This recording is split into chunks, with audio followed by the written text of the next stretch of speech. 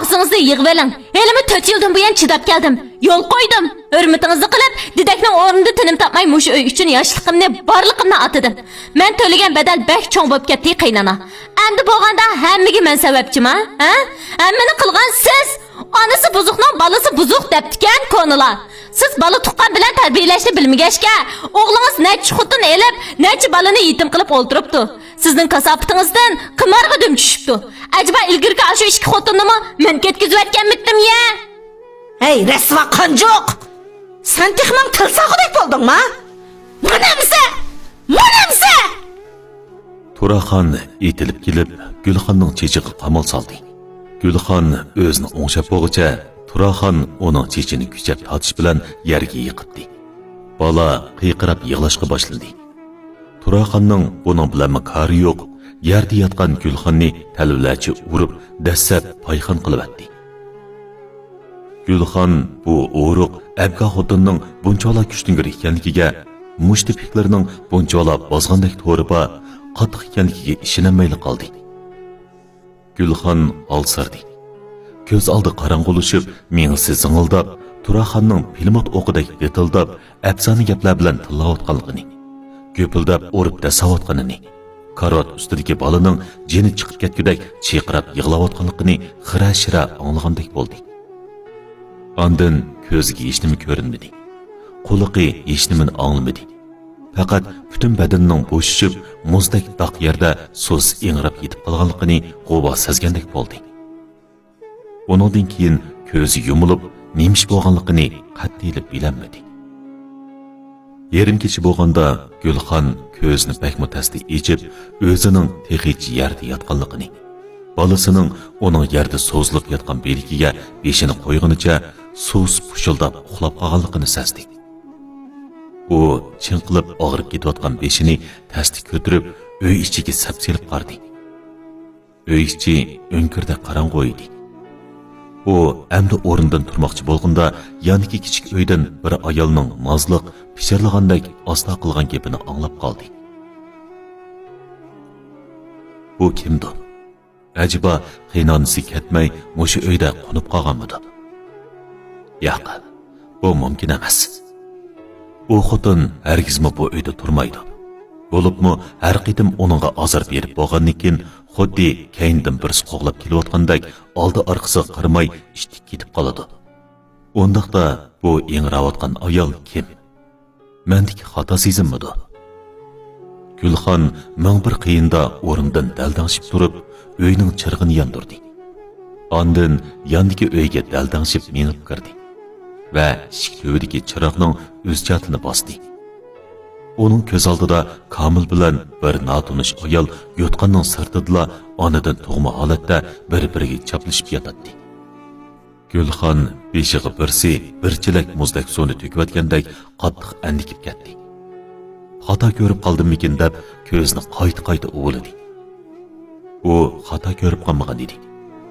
Darvaqa Komil bir seriq chashliq ayolni mahkam quchoqlab yotadi. Chiroqning pallada yurishi bilan eliq ayol ishtik beshini Komilning maydasidan ko'tarib, o'ziga nashtardek tikilib turgan Gulxonni ko'rib, tukini tatgan o'shkidek qattiq birni chiyqirab, o'zini darhalla yotqanning ichiga yushirdi. Komil bo'lsa, xiyolda yo'q, pushildab uxlayotdi. Gulxonning bo'lag'i gap qilgudek majoli qolmagan edi. U qattiq xo'rsingan, nomus qilgan, o'kingan, nafratlangan holda ularga biroz qarab turgandan keyin bir eg'izmi gap qilmasdan, uyning chirg'inimi o'chirmasdan asta qaytib chiqdi. Gulxon o'zi yotgan uyga kirib, mangdab o'ltirib qoldi. Uning beshiga xuddi minglab har kirib olgandek g'ung'uldaydi. Shu topda nima qilishini, bu reallikqa qanday yuzlanishni bilmayotdi. U mana mushundaq qancha uzun o'ltirganligini bilmadi.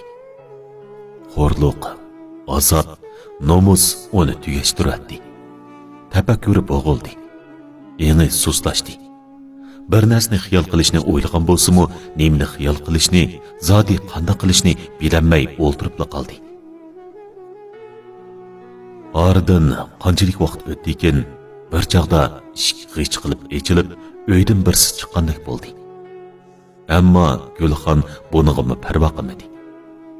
1 soat, 2 soat, 3 soat. U xuddi bir asr o'tib ketgandek, mana mushundoq his tuyg'usiz, tafakkursiz o'ltiraverdi. Bir chog'da o'g'ilning yig'lishidan izi kelgan Gulxon asta ko'zini ochdi. Bolasini bakmi tasta karot ustiga elib yotqizib qo'ygandan keyin putini tasta so'rab yana yoniki uyga kirdi. Uyda faqat Komil yolg'iz qolgan bo'lib, iliq seriqchash ayol allaburun uydan chiqib ketgan edi. Gulxonning yuragi azob, xo'rliqdan gulxon bo'lib yandi. O'rtandi. G'azabdan tanlari titrdi. Uning ko'ziga endi hech nima ko'rinmadi. U oshxona uyga kirib, tunugunla o'zi bir qo'lliq belab ishtikiltiyotgan qing'iriqni elib, Komilga asta-asta yaqinlashdi. Tong etishga yana necha soat qolgan edi. Gulxon ro'yi jihatda borgancha tugishib, ba'ayni aqldan ozg'an sarang'ili o'xshab qiryotdi. Eri bo'lgan odam ro'yi jihatdan qiynasa, qiynanisi bo'lgan odam jismoniy jihatdan qiynab, uni hol sirtib qo'ygan edi. Mushkunlarda xat degan bir eg'iz gap Gulxonning og'ziga ram bo'lib qolgan bo'lib, o'ltirsa qopsa xat to'xtab turish deb o'z-o'ziga pichirlaydi. Ammo bir kuni ona bola ikkisidan o'chini elib, ro'yi jihatdan qiynagan erni jismoniy jihatdan qiynash, jismoniy jihatdan qiynagan qiynanisini ro'yi jihatdan qiynash orqali mayli o'zi turmda yotadigan, yoshlik bahori osh qorong'u kamirda o'tadigan ish bo'lsa-mu, o'zining xo'rlangan ro'yiga ozroq bo'lsa-mu tasalli tepishni o'ylaydi. Mana Gulxon o'shmanlikka to'lgan qisosni oldigan bu fursatmi endi kelgandek, sharoitmi pishib yetilganda qiladi. O'ch olaman.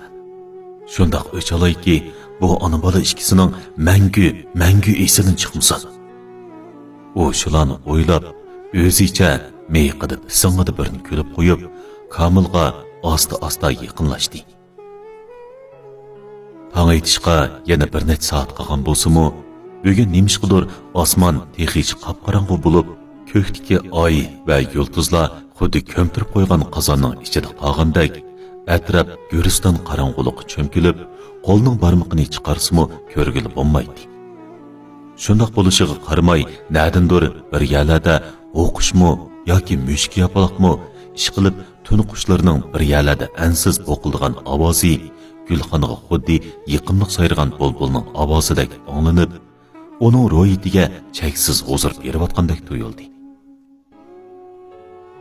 Mana mushundoq tip-tinch, qo'rqinchli, ammo Gulxon uchun to'limi go'zal kechalarning birida tong etishga ozlik qilgan bir vaqtda Gulxon o'zini shuncha yil aldab, yoshlik gulini xazon qilib, qizlik go'rni xohlagancha payxon qilib kelayotgan, ona bola birlashib xo'rlab, ro'yi va jismoniy jihatdan ishdan betar kunga qo'yib, ro'yi jihatda tugishib, sarang bo'lib qilish girdobig'i qistab qo'ygan. Buni ozdab ilgirki xotindan tug'ilgan shumlarni xijil bo'lmay o'ziga boqtirib, o'z pushti bilan kor bo'lmagan, nomus qilmay ko'ch xotinlarni uyga boshlab kelib, taptatmasdan ko'z oldida nashayin ishlarni qilib, uning tugishib ketayotgan jismiga putmas tugimas xo'rliq elib kelgan erni oxiri mas holatda xudini bilmay jimjit yotgan yerdala bo'g'izlab o'ltiribdi. Gulxon o'zidagi bu kuch-quvvatning, talvilikning nadin kelganligini bilinmayli qoldi.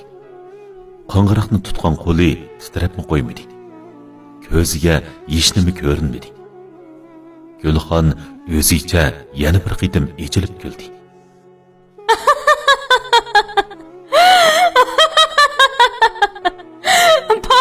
Papa, nimancha rahat-a? Men oxiri puxadan chiqdim. Dedi u hayajonini bosolmay. Darvaqa shu topda Gulxonning ichi-ichidan xo'shallik navosi yangramoqda edi.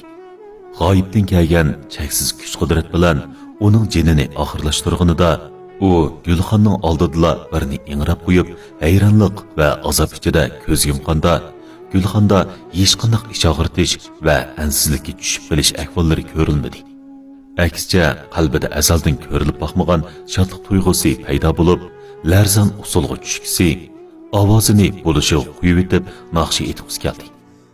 Bu xil tuyg'uni oldiriq his qilib yetamaganligidan bir oz o'kinib qoldi dedi. Ah, go'zal tuyg'ular, o'chmas tuyg'ular.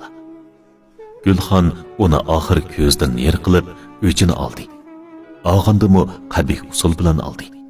Ammo u yanila beh xo'jal edi. Gulxon g'ingshib naqshi etgunicha avval uning jasadini karvatdan so'rab tushirib, tozliq uyga futbol tepgandek tepib kirdi. Ondan uning qon yo'qi va ehtiyotsizlikdan qizil o'ngichidan chachirab chiqqan sapsariq rangdagi cho'ng taritiga o'xshab ketadigan suyuqlik bilan bulg'angan uxlash kiyimini yirtib soldirib, tarat to'ning bir bo'longa tashladi. Ondan oshxona uydan pok suyulgan yana bir cho'ng qing'iriqni ep chiqib, uning qo'rsqida yangidan bir yara izini qoldirdi. Belab ishtikiltiyotgan qing'iriqni yara eg'izga tekkizish bilan uning texi qaytishmagan yara eg'izdagi uyib qolgan qon yana fontandek etilib chiqishga boshladi. Nimachi chiroyli etilib chiqdi bu qon. Agar uning qo'rsqiga ranglik neon chiroq bekitib qo'ygan bo'lsa, pah va ayni xalq maydonidagi manzarlik fontandan nim farqi bo'ladi. Biroq bu degan uy. Gulxon uning qo'rsqidan etilib chiqayotgan qonning hojatxonni maynat qilib o'tishidan ansirab, darhol uning qon chiqayotgan yeriga boya o'zi tashlab qo'ygan tarat uning yendiki ish kiyimini purlab tiqib qo'ydi. Qon etilib chiqishdan to'xtab, sirg'ib tushishga boshladi. Ah, Arshonning suyidek shundoq ilman qon suyuqligi uning qo'liga urilishi bilan Gulxonning tanlari yayrab, huzurlanib ketdi. Voy anam-ay, buning qani texi muzlimay, issiq peti turibdi-ku. U qo'lini issiq qonga melab, birdam rahatlanib huzur oldi. Uning odamga rahat beg'ishlaydigan qinini bir taraf qilib bo'lgandan keyin, u yana uning qo'rsqini ko'ngil qo'yib kesishga boshladi. Avval uning qo'rsqiga bir qarsizlik sizdi. Sizib uning bo'yniga kelganda, yelili bo'g'izlangan bo'ynining ustida qiypay sangilab turgan beshiga qarab, ixtiyorsiz uning ko'zining o'ziga tikilib qarayotganligini ko'rdi. Gulxonni yolg'ondan suydigan chiroyli og'zi sal-pal echilib turadi. Yana texi ozroq titrayotgandek qiladi. Ajiba, u texi o'lmaganmidi? Tuyuqsiz uning ichidagi xo'shallikning o'rnini qo'rqinish egilgandek bo'ldi.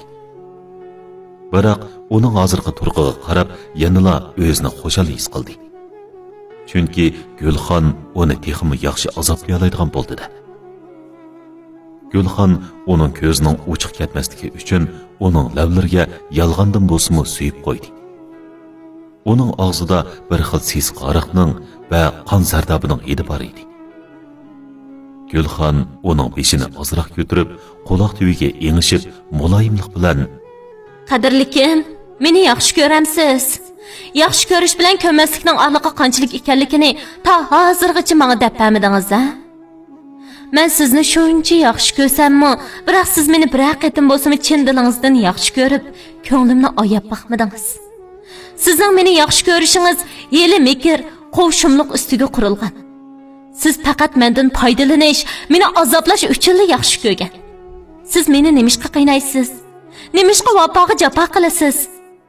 Meni ashu tavqalaringizning ondan bir qismichilik bo'lsa-mu yaxshi ko'rgan bo'lsangiz, men qancha xushal bo'lib ketadim-a?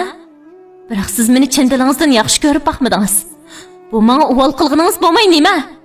Biroq men sizni o'lgicha yaxshi ko'raman deb o'ylab ekanman. Qadrlikim, endi mendan ranjima. Erga bir navbat bo'lsa, xotinga bir navbat keladi ekan mana.